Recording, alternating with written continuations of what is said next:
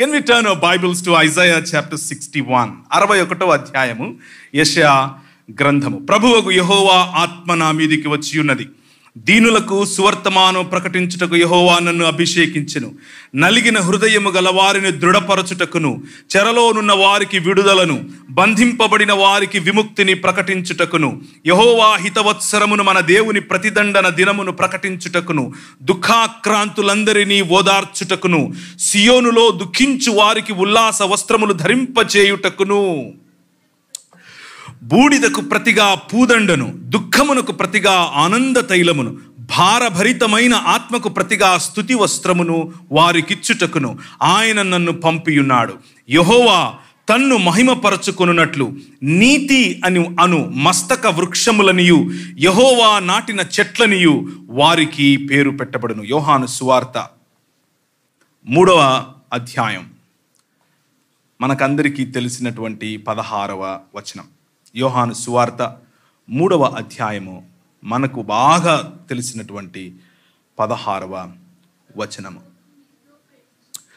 దేవుడు లోకమును ఎంతో ప్రేమించెను, కాగా ఆయన తన అద్వితీయ కుమారునిగా పుట్టిన వాని యందు విశ్వాసముంచు ప్రతివాడును నశింపక నిత్య జీవము పొందునట్లు ఆయనను అనుగ్రహించెను. కృపగలిగిన తండ్రి, ఈ సాయంకాల సమయంలో మిమ్మల్ని స్తుతించి మిమ్మల్ని ఆరాధించి మా జిహ్వ ఫలమును మీకు అందించాం.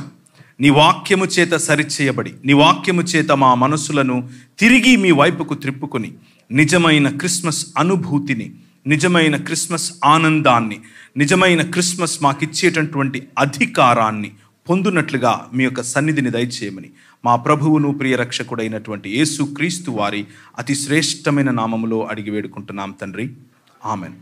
ఈ సాయంకాల సమయంలో క్రిస్మస్ అన్నది మన జీవితాలలో ఎన్ని వసంతాలు మనం చూసామో అన్నిసార్లు క్రిస్మస్ అన్నటువంటి అంశాన్ని, అన్నిసార్లు క్రిస్మస్ అన్నటువంటి పాటలను, క్రిస్మస్కు సంబంధించినటువంటి కేక్స్ను, క్రిస్మస్కు సంబంధించినటువంటి పరామర్శలను మనము అనుభవించే ఉంటాం. చాలాసార్లు దేవుని వాక్యం నుంచి క్రిస్మస్ గురించినటువంటి సందేశాన్ని విని ఉంటాం. కాబట్టి ఇవి ఏవి కూడా నేను చెప్పబోయేటటువంటి అంశాలు మీకు క్రొత్తవిగా ఉండవు. కానీ దేవుని వాక్యము ఒక వజ్రము వంటిది. ఆ వజ్రాన్ని ఎలా మనం ఒక ప్రిజం లాంటిది, అందులో కాంతి ప్రవేశించినప్పుడు ఏ డైరెక్షన్లో చూస్తే ఆ డిఫరెంట్ కలర్స్ మనకు కనిపిస్తాయి. సో ఈరోజు సాయంకాలం మన జీవితాల్లో ఒక క్రొత్త రంగు, ఒక క్రొత్త సువాసన, ఒక క్రొత్త రుచి ప్రభు మనకు తనను గురించి ఇచ్చునుగాక అని మనస్ఫూర్తిగా ప్రార్థన చేస్తున్నాను. దేవుడు ఈ లోకాన్ని ఎంతో ప్రేమించాడట. ఈ లోకము అనంటే ఆయన సృష్టించినటువంటి సృష్టి. ఆ సృష్టిలో ప్రథమంగా ఆయన స్వరూపము మరియు ఆయన పోలికగా చెప్పబడినటువంటి మానవుడిని, మానవ సమాజాన్ని, ఈ ప్రపంచాన్ని, ఆయన సృష్టిని ఆయన ప్రేమించాడు. ప్రేమించినటువంటి దేవుడు వారితో ప్రతి దినం, ప్రతి చల్లపొద్దు వారితో చాలా సఖ్యతగా, భూమి ఆకాశములు కలిసి ఉన్నాయి అన్నట్లుగా ఆయన నివాస స్థలము మరియు మనుషుల నివాస స్థలము ఒకటి అన్నట్లుగా ఒక క్రమము అనే ఏదెను తోటను నిర్మించి అందులో ఈ మనుష్యుని ఉంచి ఏలమన్నటువంటి ప్రభువు ఏలటానికి వారికి అధికారం ఇచ్చాడు. తల్లిదండ్రుల వంటి స్థితిని, తల్లిదండ్రుల వంటి అధికారాన్ని, అనగా ప్రేమ, ఆప్యాయత, పేర్లు పెట్టగలిగేటటువంటి స్థోమత, అక్కడున్నటువంటి వనరులన్నిటినీ మొత్తం సృష్టికి సమంగా పంచేటటువంటి బాధ్యత, ఆయన వేసినటువంటి క్రమాన్ని పెంపొందించి ఈ భూమిని నిండించేటటువంటి ఒక కమాండ్మెంట్ లేకపోతే ఒక మ్యాండేట్ ఆయన ఇచ్చాడు. ఆయన కన్నీటిని తుడిచాడు, మనుషులను చేశాడు, మనుషులను ఆయన రూపంలో చేశాడని మనం పాటలు పాడాం. కన్నీటిని తుడవటానికి గల కారణం ఏమిటి అని గనక మనం ఒకసారి ఆలోచిస్తే క్రిస్మస్ సందేశంలో ఉన్నటువంటి ప్రథమమైన అంశం మనకు అర్థమవుతుంది. ఆయన లోకాన్ని ప్రేమించాడు. ఎంత ప్రేమించాడు అనంటే వారితో సహవాసం కోరుకున్నాడు, లోకంతో సహవాసం కోరుకున్నాడు, లోకంలో ఉన్న ప్రజలతో సహవాసం కోరుకున్నాడు, లోకంలో ఉన్న నీతో నాతో సహవాసం కోరుకున్నాడు. సహవాసం కోరుకున్నటువంటి ప్రభువును తిరస్కరించింది మానవ సమాజం, చీకొట్టింది మానవ సమాజం. నువ్వొచ్చి నాకు చెప్పేదేంది, నాకు తెలీదా అన్నట్లుగా సొంత నిర్ణయాలు, సొంత మార్గాలు, ఎవరికి పట్టిన మార్గంలో వారు తనను ఉపేక్షించి తన స్థానంలో స్వయంగా మానవుని కల్పితములను ఉంచుకున్నాడు. దీనినే పాపం అని పిలుస్తారు. క్రిస్మస్కు కారణం, ప్రథమమైన కారణం మానవుడు దేవుణ్ణి తిరస్కరించటం. దేవుడు లోకమును ఎంతో ప్రేమించాడు, కానీ దానికి బదులుగా మనం ఆయనకు తిరస్కరణను ఇచ్చాం. ఆయన పూదండను వేశాడు, మనం ఆయనకు బూడిద చూపించాం. మనతో కలిసి ఉండటానికి ఆయన సంతోషపడ్డాడు, మనం దుఃఖాన్ని ఎన్నుకున్నాం. మనతో కలిసి మన స్తుతులను ఆయన అందుకోవాలనుకున్నాడు, మనం స్వయం స్తుతిలో ఆయనను దూషించటం మొదలుపెట్టాం. దానినే పాపం అని పిలుస్తారు. ఈ క్రిస్మస్కు కారణమైనటువంటి పాపం ఈ రోజుకు కూడా మానవ సమాజాన్ని ఏలుతూ వస్తోంది. ఈ క్రిస్మస్కు కారణమైనటువంటి దేవుని స్థితిలో దేవుడు ఉండాల్సినటువంటి ప్రదేశంలో మానవుడు స్వయంగా తన కల్పితాన్ని మానవుణ్ణే ఉంచుకోవటం కారణం చేత ఈ క్రిస్మస్ అన్నటువంటి సందర్భానికి, ఈ క్రిస్మస్ అన్నటువంటి సుదినానికి ప్రభువు తెరలేపిన కారణంలో నేను చెబుతున్నటువంటి ఈ కథనం, నేను చెబుతూ ఉన్నటువంటి ఈ చరిత్ర, నేను చెబుతూ ఉన్నటువంటి ఈ ఆంథ్రోపాలజీ లేకపోతే మానవ శాస్త్రం మీ కళ్ళకు ఒక సినిమా లాగా, ఒక ఆడియో విజువల్ లాగా మీ ముందు తిరగాలి. నేను చెబుతూ ఉన్నప్పుడు వీలైతే ఇమాజిన్ చేయటానికి ప్రయత్నం చేయండి. ప్రభువు ప్రేమించినటువంటి ఈ ప్రపంచాన్ని he wanted to heal it, he wanted to make it new again. దానిని నూతనంగా తిరిగి తనకు ఇష్టమైనదిగా ఏ విధంగా చేశాడో, తనను తిరస్కరించటానికి ముందుగా ఎంత సుభిక్షత ఈ ప్రపంచంలో ఉందో, తనను తిరస్కరించటానికి ముందుగా ఎంత ప్రేమ ఈ ప్రపంచంలో ఉందో, తనను తిరస్కరించటానికి ముందుగా ఎంత క్రమము ఈ ప్రపంచంలో ఉందో, ఆ క్రమాన్ని తిరిగి పునరుద్ధరీకరించటానికి, ఆ క్రమాన్ని తిరిగి ఈ ప్రపంచంలో ఉంచటానికి ఆయన నోవహును ఎన్నుకున్నాడు. నోవహును ఎన్నుకొని మొదలుపెట్టినటువంటి ఆ నూతనాకాశము, నూతన భూమి అనేటటువంటి నూతన సృష్టి కార్యం నోవహు తరువాత అబ్రహాము యొక్క కుమారులైనటువంటి ఇశ్రాయేలు ద్వారా ఆయన ముందుకు తీసుకుని రావాలని, ఇశ్రాయేలును ఒక రాజ్యంగా ఎన్నుకొని ఆయన ఐగుప్తులో నుండి వారిని బయటికి పిలిచాడు. ఇశ్రాయేలు, అబ్రహాము, నోవహు. ఇశ్రాయేలు బయటికి వచ్చే సమయంలో నువ్వే మా దేవుడివి అని అన్నారు. నేను మీ దేవుణ్ణి, నేను మీ తండ్రిని, నేను మీ భర్తను, నేను నీ ప్రియుణ్ణి, నేను నీ రాజును అని చెప్పి బయటకు తీసుకొని వచ్చాడు. 10 రకాలైనటువంటి తెగుళ్ల రూపంలో 10 రకాలైనటువంటి మానవుడు ఎన్నుకున్నటువంటి దేవుని స్థానాన్ని ఇచ్చేటటువంటి వనరులను ఓడించి, నేను నిజమైన దేవుణ్ణి అని చెప్పి, నేను నిజమైన తండ్రిని అని చెప్పి, నేను నిజమైన రాజును అని చెప్పి, నేను నీ నిజమైన ప్రియుణ్ణి అని చెప్పి, నేను నీ నిజమైన భర్తను అని చెప్పి ఇశ్రాయేలును బయటకు తీసుకొని వచ్చాడు. ఆ విడుదల దినం, ఆ విమోచన దినం క్రిస్మస్కు 2వ మెట్టు. బయటకు వచ్చినటువంటి ఈ సామ్రాజ్యం, బయటకు వచ్చినటువంటి ఈ దేవుని జనం, బయటకు వచ్చినటువంటి ఈ ఇశ్రాయేల్ ఆయనను మళ్ళీ రిజెక్ట్ చేసింది.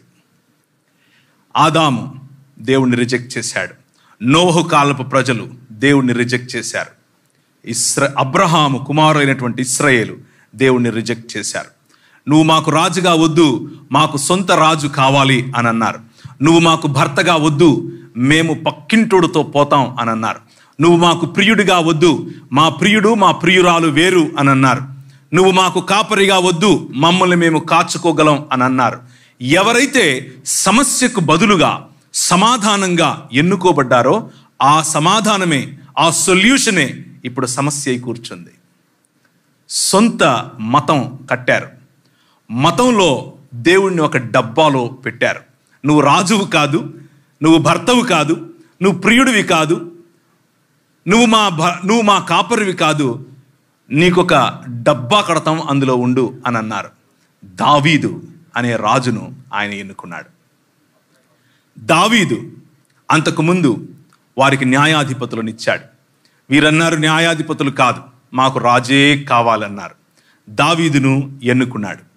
దావీదు ద్వారా యెష్షై వేరు మరియు యెష్షై యొక్క చిగురుగా ఉండేటటువంటి, రాబోయేటటువంటి మనుషుల నేలటానికి ఆయనే స్వయంగా రావాలి అని ఎన్నుకున్నటువంటి తన కుమారుని ద్వారా దేవుని మందిరం అనగా తిరిగి భూమి ఆకాశములు ఒకటయ్యేటటువంటి స్థలం, తిరిగి దేవుడు మరియు మానవులు కలిసేటటువంటి స్థలం, తిరిగి క్రమము ఏర్పరచబడినటువంటి స్థలం, తిరిగి దేవుని దగ్గరికి మానవుడు క్షేమంగా, దేవుని దగ్గరికి మానవుడు ధైర్యంగా, దేవుడి దగ్గరికి మానవుడు తిరిగి ఆదాముతో మాట్లాడినట్లు దేవునితో మాట్లాడటానికి అవసరమయ్యేటటువంటి మందిర నిర్మాణం అన్నటువంటి ప్రణాళికను మొదలుపెట్టాడు.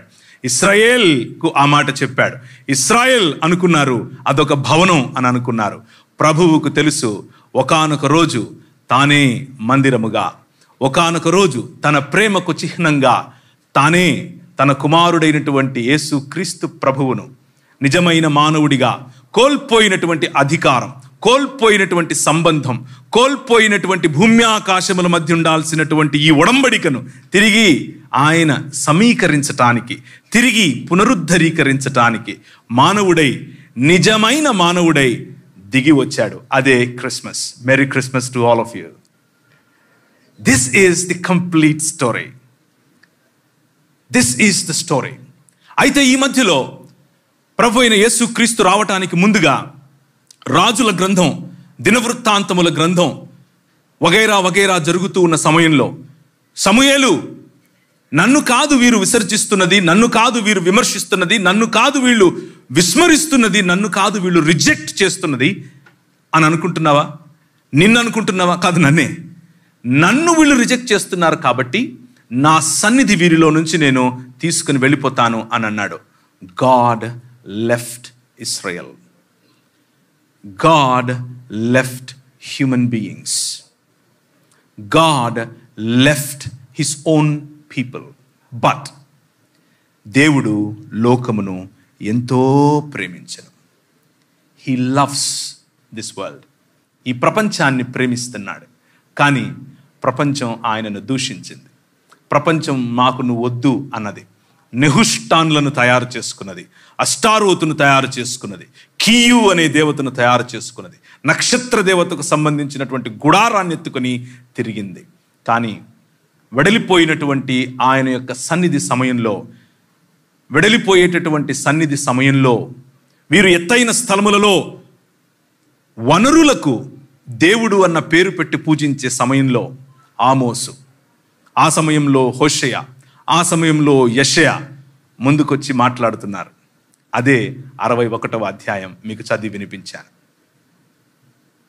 ఒకసారి దయచేసి మీ బైబిళ్లను యెషయా గ్రంథం వైపుకు తీసుకొని రండి. నాకు ఇంకొక 28 నిమిషాలు మాత్రమే సమయం ఉంది. మీరు దయచేసి కొంచెం గనక నాకు సహకరిస్తే త్వరగా మనం వాటిని పూర్తి చేస్తాం. 61వ అధ్యాయం మనం ఆల్రెడీ చూసాం. యెషయా గ్రంథం 64:1. యెషయా గ్రంథం 64వ అధ్యాయం 1. ఆర్తనాదాలు ప్రజలకు వినిపిస్తున్నాయి. దేవుడు వెడలిపోయినటువంటి కారణం చేత, దేవుడు విడిచిపోయిన కారణం చేత చచ్చిన స్థితిలోకి ఇశ్రాయేలు, వెలుగు కోల్పోయిన ఇశ్రాయేలు, వెలుగు కోల్పోయిన మానవ సమాజానికి వెలుగునివ్వటానికి దీపస్తంభముగా నిలబెట్టినటువంటి ఈ solution, it became the problem. And then the prophets came and they are praying now along with the people. ప్రవక్తలు వారి ప్రజలతో కలిసి ప్రార్థన చేస్తున్నారు. గగనమును చీల్చుకొని నీవు దిగి వచ్చేదవుగాక, నీ సన్నిధిని పర్వతములు తత్తరిల్లునుగాక, నీ శత్రువులకు నీ నామము తెలియుటకై అగ్ని గచ్చపొదలను కాల్చు రీతిగా, అగ్ని నీళ్లను పొంగజేయు రీతిగా నీవు దిగి వచ్చేదవుగాక. ఈ ప్రార్థన జరుగుతోంది.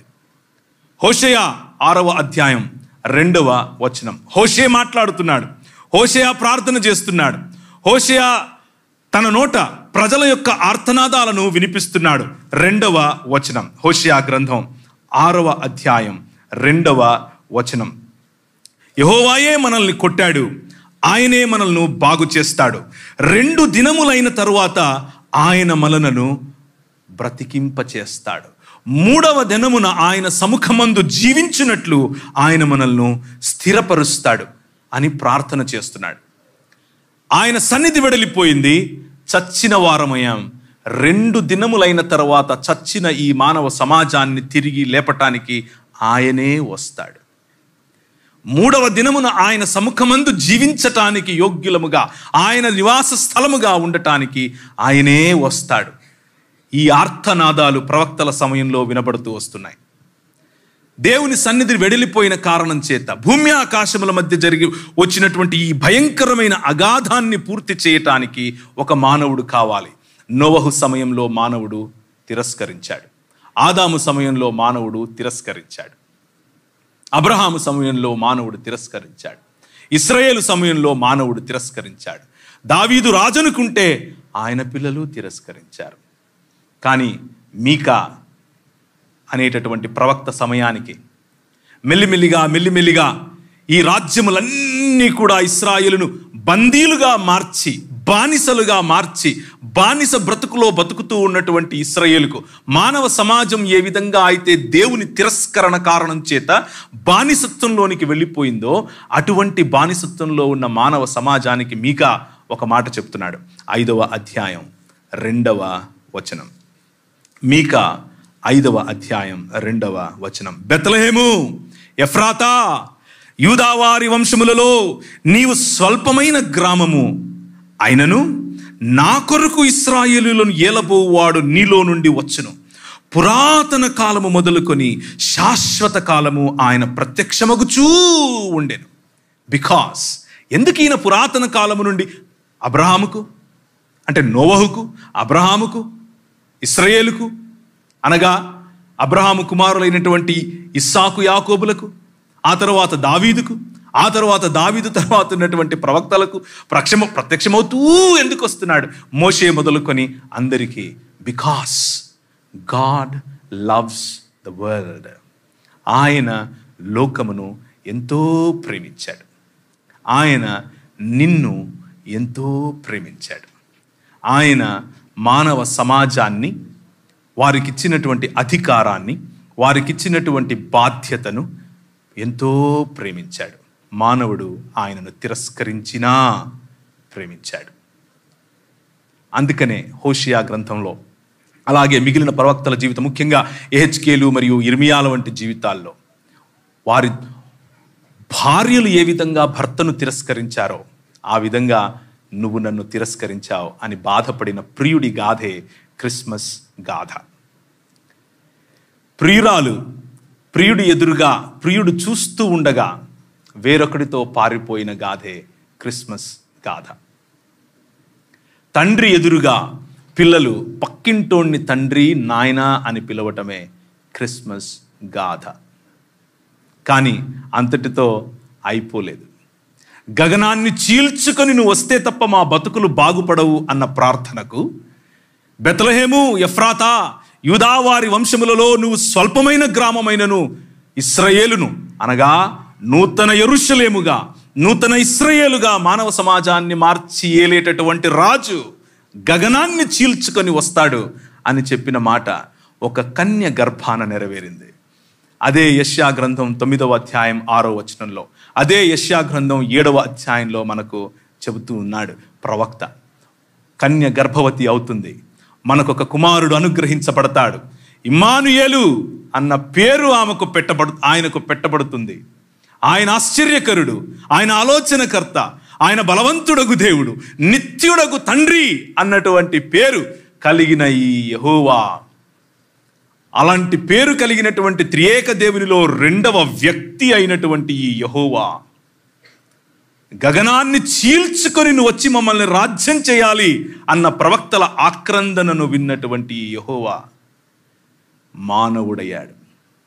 కలిగి ఉన్నదేదియు ఆయన లేకుండా కలుగలేదు అని చెప్పినటువంటి ఏ వాక్యమైతే దేవునితో, ఏ వాక్యమైతే దేవుని వద్ద, ఏ వాక్యమైతే దేవుడై ఉండెనో ఆ వాక్యము శరీరధారి అయి వెడలిపోయినటువంటి ఆ సన్నిధి మరియ గర్భానకు తిరిగి వచ్చింది. దేవుని సన్నిధి మన మధ్యకు తిరిగి వచ్చింది. ఇమ్మానుయేలుగా తిరిగి వచ్చింది. ఆయన తన గుడారమును మన మధ్య వేశాడు. ఆయన తన సన్నిధిని తిరిగి మన మధ్యకు తీసుకొని వచ్చాడు.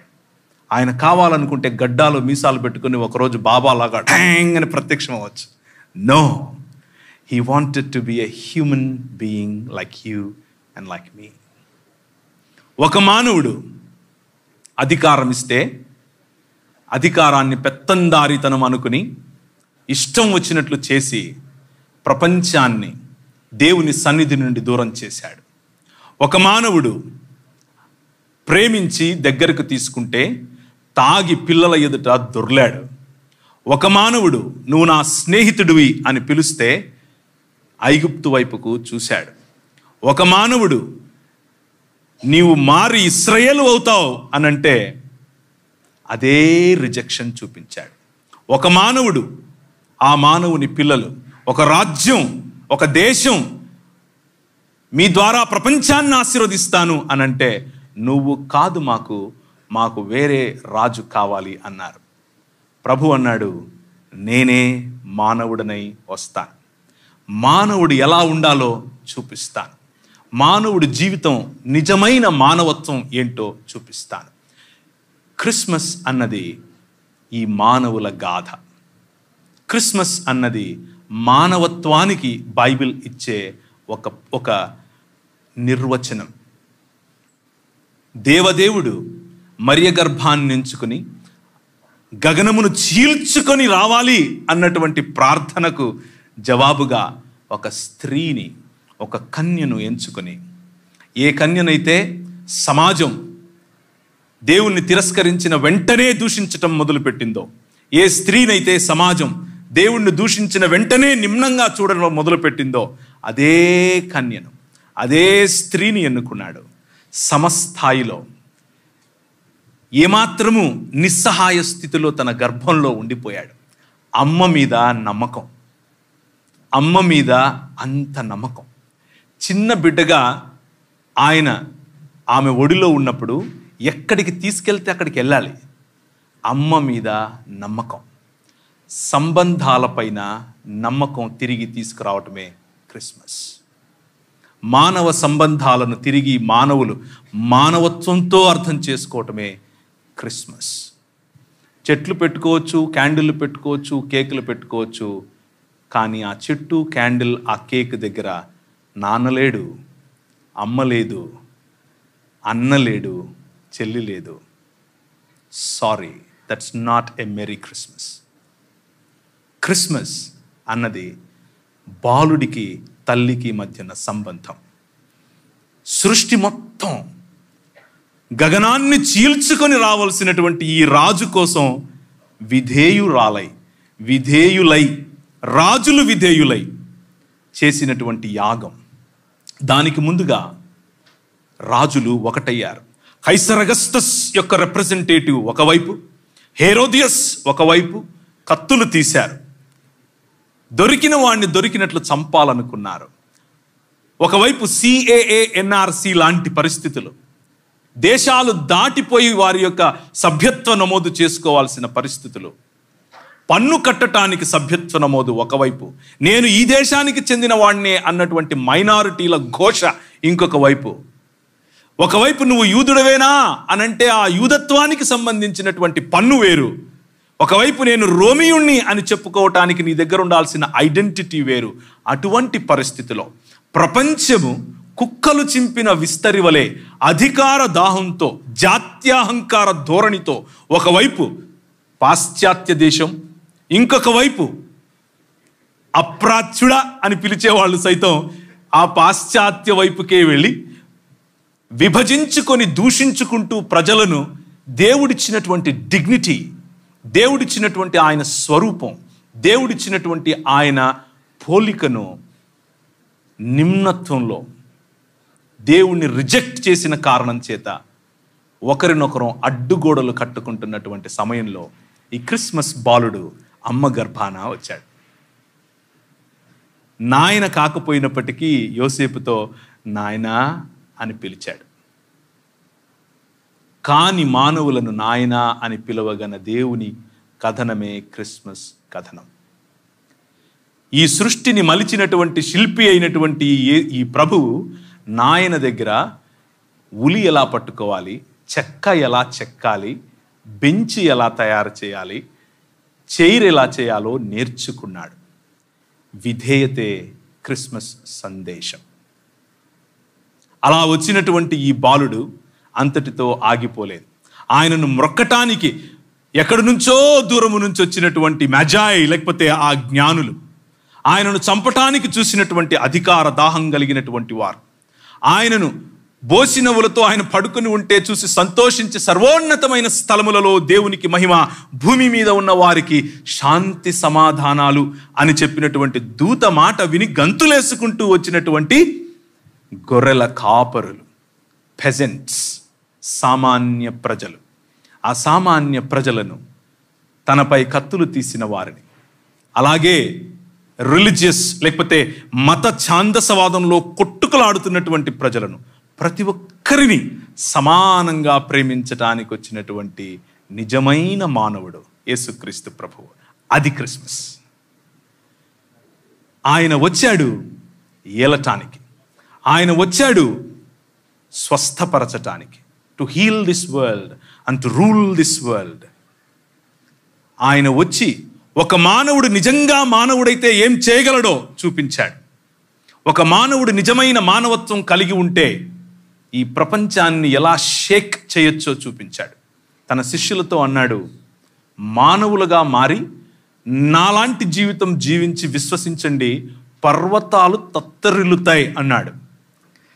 ఆ మానవుడు, ఆ నిజమైన మానవుడు ఏం చేయటానికి ఈ క్రిస్మస్ను మనకిచ్చాడు అనంటే, మళ్ళీ ఒకసారి 61వ అధ్యాయం యెషయా గ్రంథం. ప్రభువగు యెహోవా ఆత్మ నా మీదికి వచ్చి ఉన్నది, దీనులకు సువర్తమానమును ప్రకటించుటకు యెహోవా నన్ను అభిషేకించెను. నలిగిన హృదయము గల వారిని దృఢపరచుటకును, చెరలోనున్న వారికి విడుదలను, బంధింపబడిన వారికి విముక్తిని ప్రకటించుటకును, యెహోవా హితవత్సరమును మన దేవుని ప్రతిదండన దినమును ప్రకటించుటకును, దుఃఖాక్రాంతులందరినీ ఓదార్చుటకును, సియోనులో దుఃఖించు వారికి ఉల్లాస వస్త్రములు ధరింపచేయుటకును, బూడిదకు ప్రతిగా పూదండను, దుఃఖమునకు ప్రతిగా ఆనంద తైలమును. వీటన్నిటినీ ఒక్కసారి ఇలా తిప్పి చదవండి. మనం అదే ఇచ్చాము ఆయనకి. ఇలా ఒక్కసారి తిప్పి చదవండి, అదే ఇచ్చాం. ఉదాహరణకు ఆయన దృఢపరచాలను చూస్తే మనము ఆయనకు నలిగిన హృదయాన్ని ఇచ్చాం. ఆయన విడుదలనిస్తే మనం ఆయనకు చెరనిచ్చాం.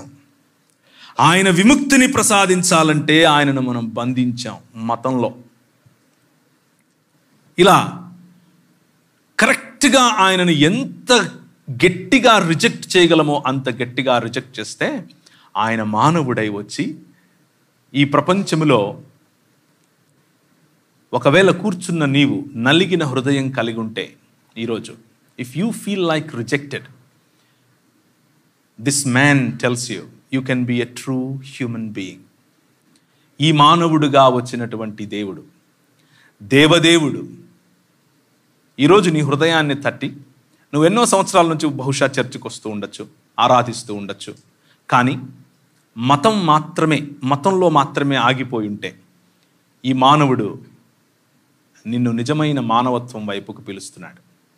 Do you want to be a true human being? If you ఆయనను హృదయమందు ప్రభువుగా ప్రతిష్ఠించుకుంటే ఈ క్రిస్మస్ నీ జీవితంలో తిరిగి ఏలుబడినిస్తుంది. నువ్వు ఏలటం మొదలు పెడతావు. ఈయన ఏలిన పద్ధతి వేరు. ఈయన ఏలిన పద్ధతి హెరోదియస్ మరియు కైసర్ అగస్తస్ లేకపోతే కైసర్ తిబేరియస్ నువ్వు పోలిన ఏలుబడి కాదు. ఈయన ఏలుబడి పైవస్త్రాన్ని విప్పే ఏలుబడి. ఈయన ఏలుబడి పాదములు కడిగే ఏలుబడి.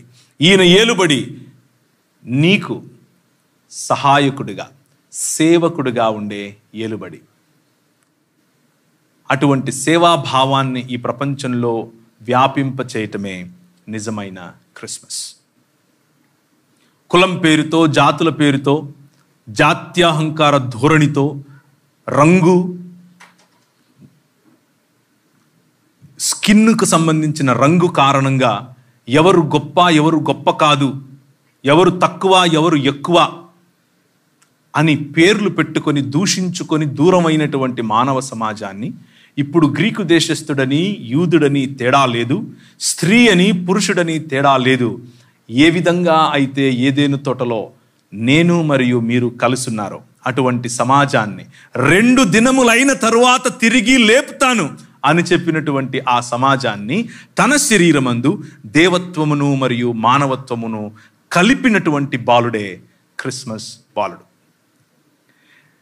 దేవత్వమును మానవత్వమును, the heavens and the earth, భూమి ఆకాశములను ఏకం చేసినటువంటి ఆ చిన్న శరీరమే క్రిస్మస్ శరీరం.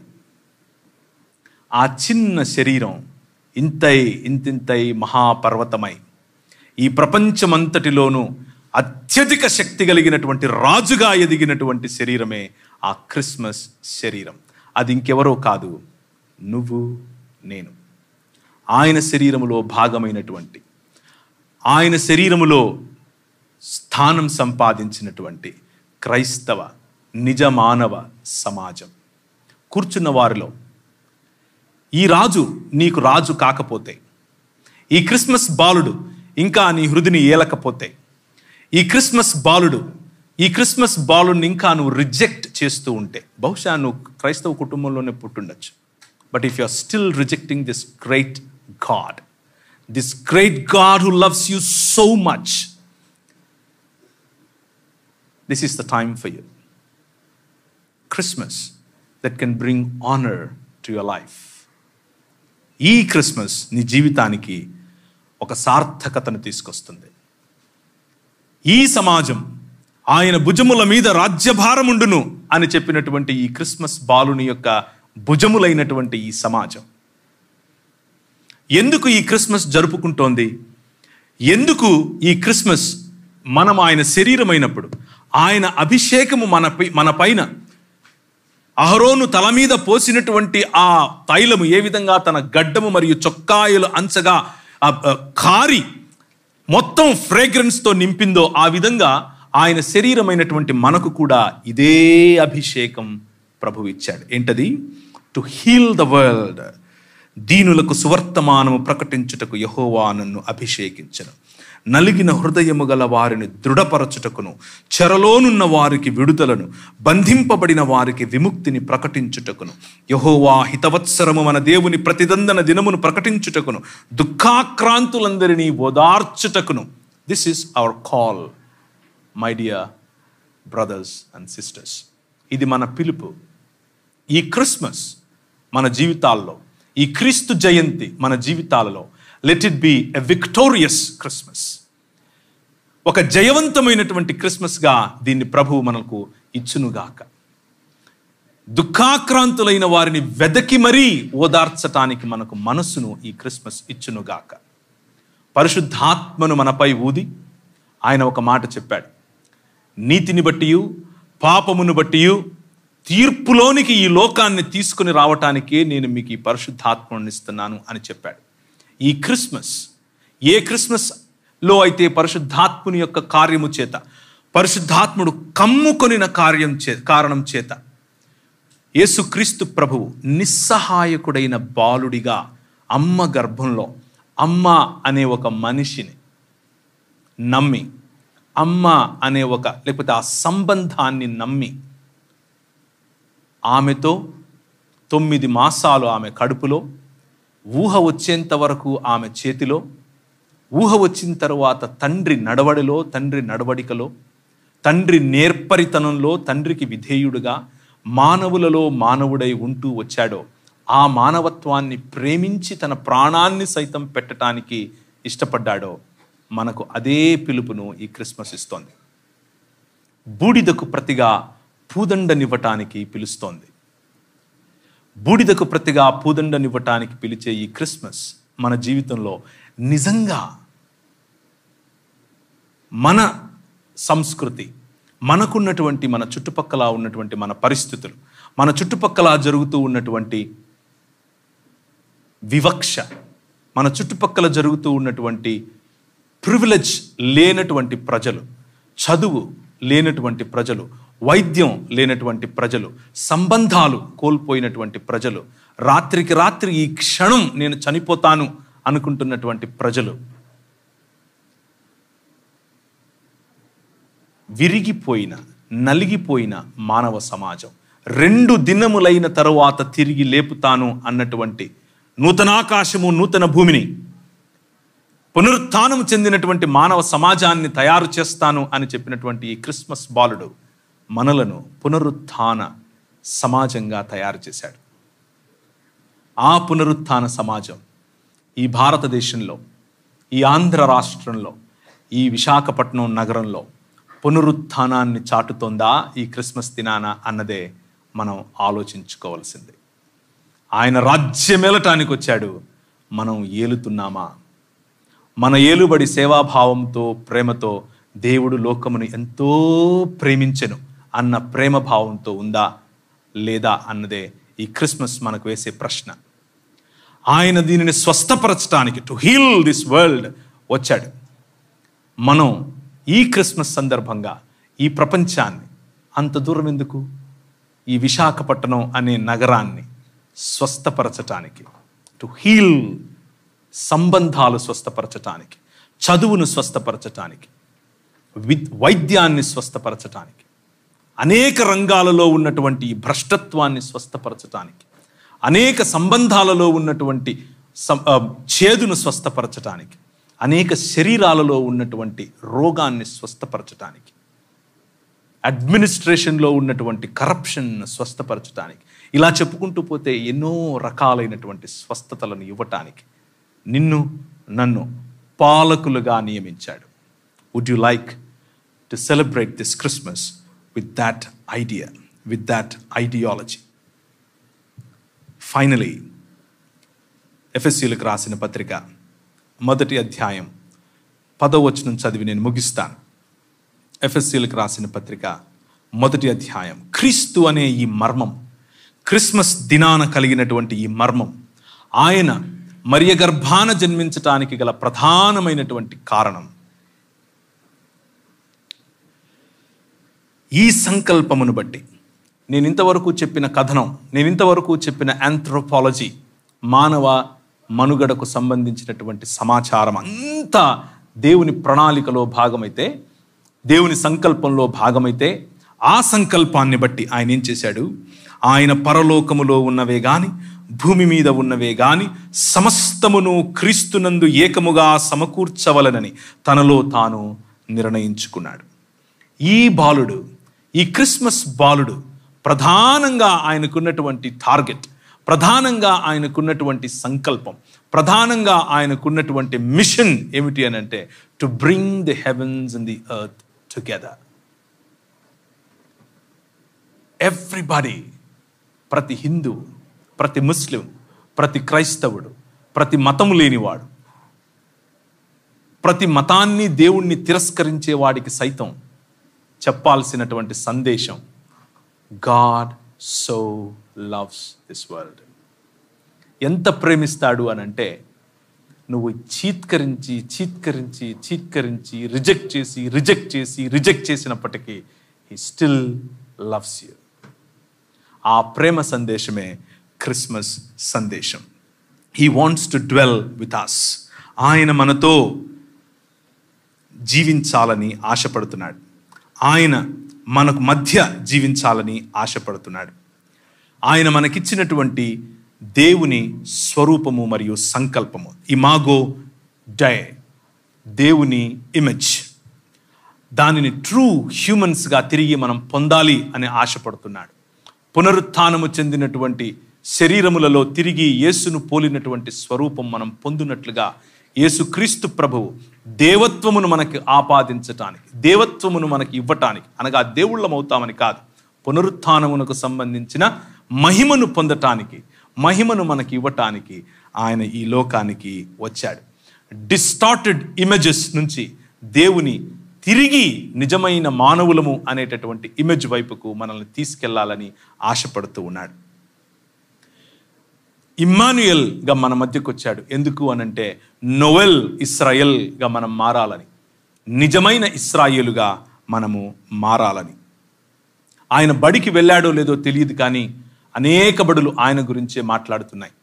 ఆయన యూనివర్సిటీలకు ఎక్కాడో లేదో తెలియదు, కానీ ఈనాటికి ప్రధానమైనటువంటి యూనివర్సిటీలన్నీ ఆయన ఇచ్చినటువంటి ప్రిన్సిపల్స్ మీదనే కట్టుకున్నారు. ఆయనేమి జెండాలు పట్టుకొని తిరిగి ఎక్కడా ధర్నాలు చేయలేదు, కానీ ఆయన ఆయనను మించినటువంటి సోషల్ రిఫార్మర్ ఇంతవరకు పుట్టలేదు, నా భూతో నా భవిష్యతి. పాపంలో దొరికిన ఒక స్త్రీని చూసి అమ్మా అన్న కారణం చేత, తను తిరిగి లేచిన తరువాత అపోస్తలులకు సైతము సువార్త చెప్పటానికి స్త్రీని ఎన్నుకున్న కారణం చేత స్త్రీకి ఆయన ఈ ప్రపంచంలో గౌరవాన్ని కోల్పోయినటువంటి ఇమేజ్ను తిరిగి ఆపాదించాడు. ఇలా చెప్పుకుంటూ పోతే he influenced every sphere of society. సమాజంలో ఉన్నటువంటి ప్రతి రంగాన్ని ప్రభావితం చేసినటువంటి ఈ క్రిస్మస్ బాలుడు క్రైస్తవులను ప్రభావితం చేయలేకపోతున్నాడేమో అన్న భయం కూడా నాలో ఉంది. ఈ క్రిస్మస్ శుభదినం, ఈ క్రిస్మస్ అనేటటువంటి రక్షణకు సంబంధించిన దినం, దేవుడు ప్రేమించి ఇచ్చినటువంటి గిఫ్ట్గా ఇచ్చినటువంటి ఈ దినం